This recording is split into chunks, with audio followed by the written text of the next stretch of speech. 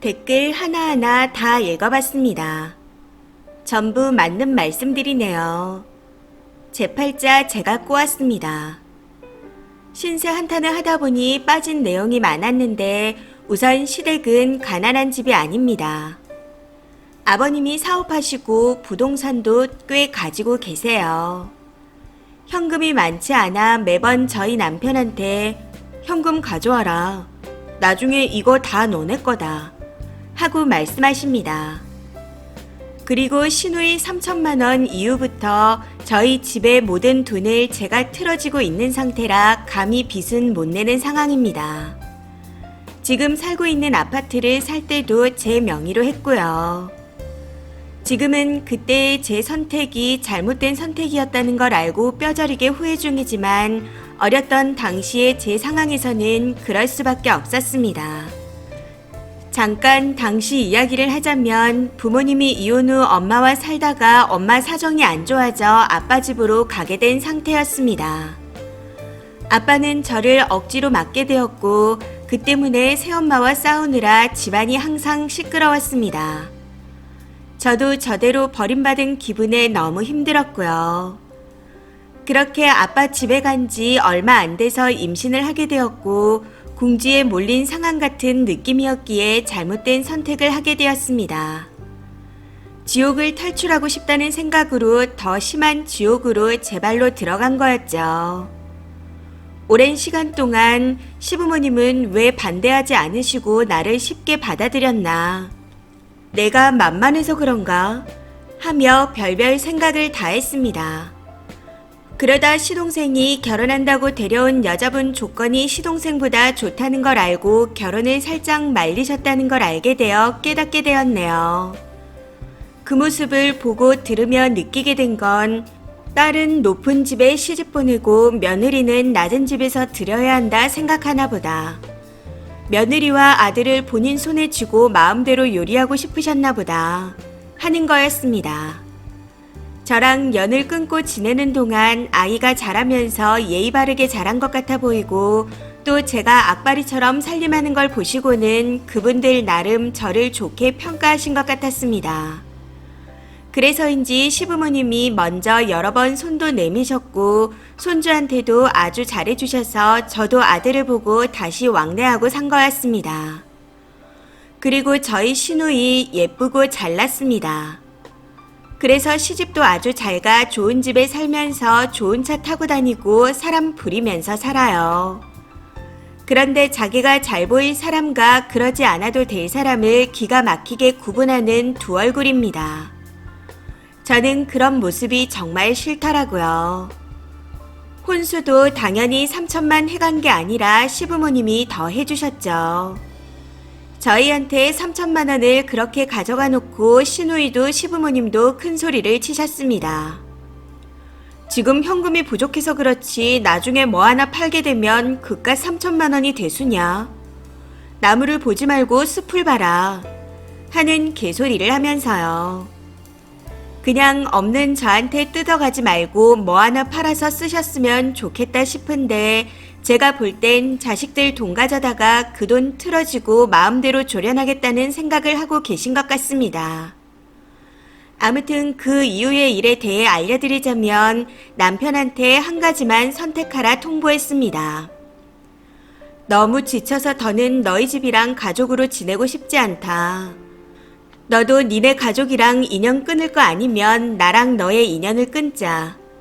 자식도 다 주겠다.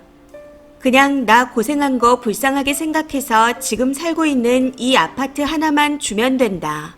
하고요. 그랬더니 지금까지 고생한 거 다 날리는데 아깝지 않냐고 하네요.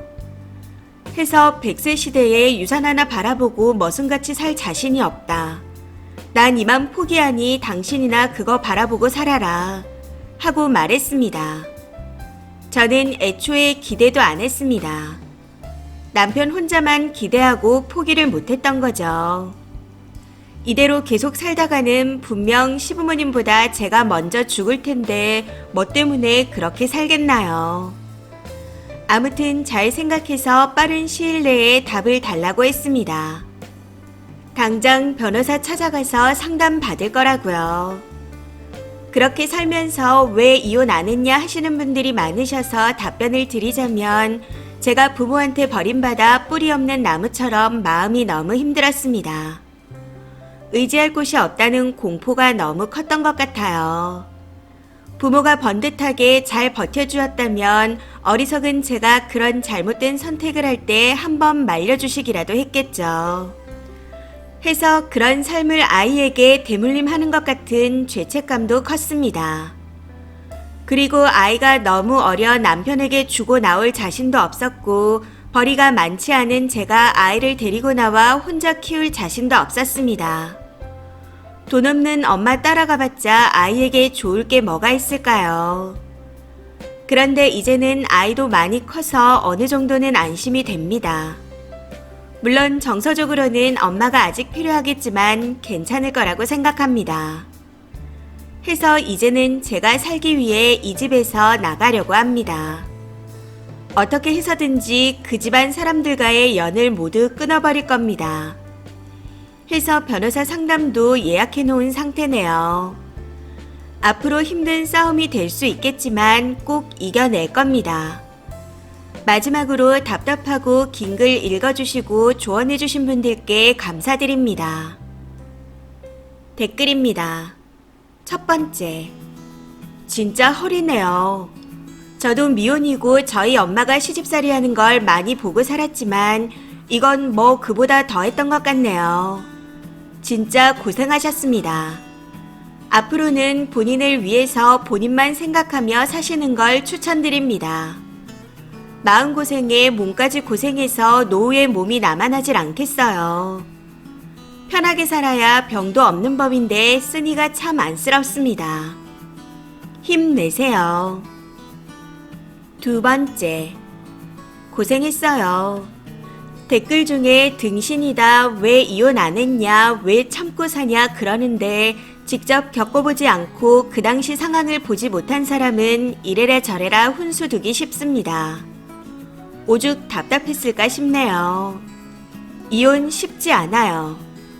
갈 데도 없고 바로 취직도 할 수 없는 상태라면 더더욱 쉽지 않습니다. 의식주를 해결하고 경제적 독립이 가능하면 생각할 수 있겠죠. 오히려 경제적 독립이 된다 해도 이혼 못하는 경우도 많습니다. 근데 이제 아이도 다 키워놨다 했고 집도 본인 명의이니 집만 받고 다 주고 이혼하는 거 찬성합니다. 그리고 님이 해야 할 건 제대로 된 직업을 가지는 겁니다. 누구라도 혼자 살려면 경제적으로 독립해야 하니까요. 이혼은 변호사 예약까지 해놓으셨다니 만나서 잘 상의하시고 두세 분 정도 더 만나보세요. 그동안 열심히 사느라 고생했습니다. 세 번째, 딱 쓰니 말 그대로네요. 아래 조건 며느리 들여서 본인들 뜻대로 휘두르며 살겠다는 거. 남편이 말한 아깝지 않냐는 건 유산뿐만은 아닌 것 같아요. 쓰니와 다툼이 있었지만 그동안 그 집에서 누리고 살아온 걸 놓치기 싫다는 그런 뜻인 것 같습니다.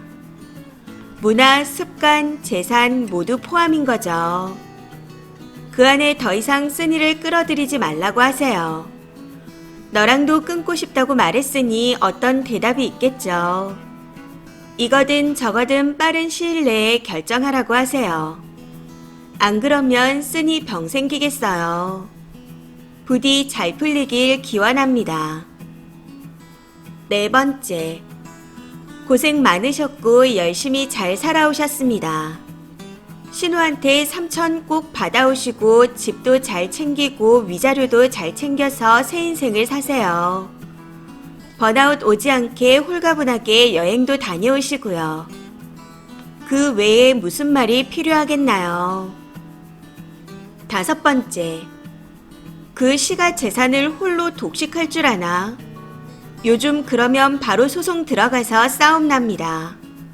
지만 자식이냐고요. 더 더러운 걸 보기 전에 그냥 손 털고 나오세요. 아들 데려오지 말고요. 엄마가 받은 상처는 생각도 안 하는 놈인데 알아서 잘 크겠죠. 이번 사연은 여기까지입니다. 시청해주셔서 감사합니다.